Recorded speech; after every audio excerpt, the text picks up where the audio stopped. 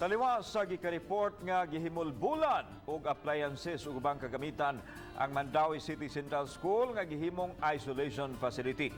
Mopatawag og meeting ang syudad aron matuki kining maong suliran. Anang report ni Nico Serino.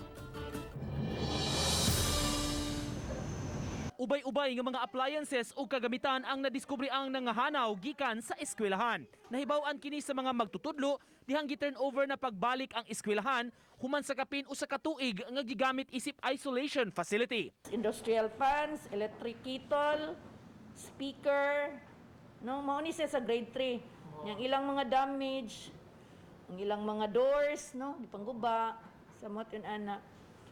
Mga tiles nila nangabuak. Inisyal pa hinuon kini nga listahan ug padayon pang gikumpirmar kung may nangawala ba gikan sa uban nga mga lawak. Nagbakasyon na karon ang mga magtutudlo kay nahuman naman ang school year. Una nang gipasabot sa principal nga ang ubang valuable items sa mga teachers wa nila nakuha dayon kay naabtan og lockdown niadtong panahon sa ECQ ug dili makasayon-sayon og adto sa eskwelahan. Hangtod nga gigamit gyud ang tunghaan isip isolation facility. Like ang nawan-an tagaliluan man to ma'am. Wala na gyud siya kari ma'am kay wa man sila sakyanan niya, wa man gyud kasakyan kay total lockdown. So wa na gyud niya makuha, sir. Nya di naman gyud mi pasudlon. So mao na to karon na, pagbalik na namon. Sa iyang bahin gipalista na ni Deped Mandaue Superintendent Dr. Nimfa Bongo ang tanang nangawala aron ipa-validate.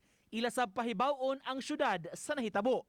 Samtang gikumpirmar ni Attorney John Edu Ibanez, Executive Secretary sa Mayor, nga magpatawag og meeting ugma si Mayor Jonas Cortez tali sa taga Deped.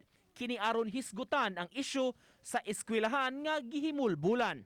Uban ni Godfrey Relien, Nico Sereno, Balitang Bisdak.